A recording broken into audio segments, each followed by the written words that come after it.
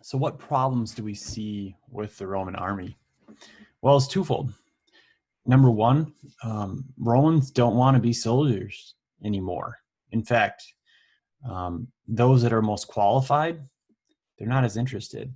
As there becomes more mistrust in the government, as there's more fighting at home, as there's more problems, you see more and more that would have been great soldiers just aren't interested. So what do you have to do? Well, you have to take people in your country to become soldiers that maybe weren't the best. You have to start paying soldiers more, and you need to bring in mercenaries. And mercenaries are foreigners, people who are not from Rome that are willing to fight for you. But there's a major problem with mercenaries. It's the reason they come. Mercenaries are soldiers for you because they get paid and they want lots of money. But that also begs the question, well, are they loyal? Well, what if somebody else can pay them more? What if they have ulterior motives? Fighting for money is one thing, but what about dying for money? Are they willing to die because they get a paycheck?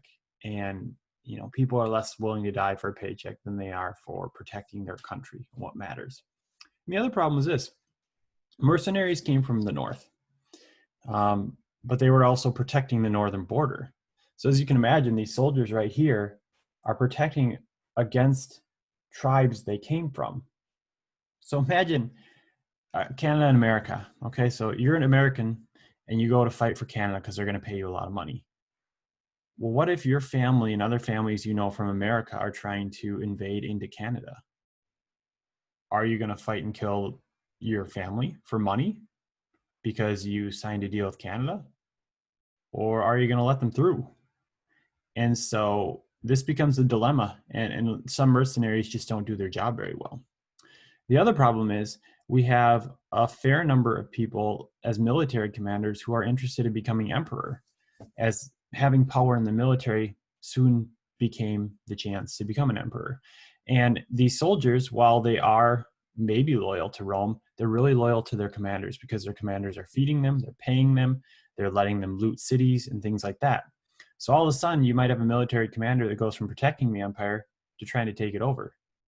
And his large armies are no longer protecting Rome. They are now protecting the interests of that person that wants to become emperor.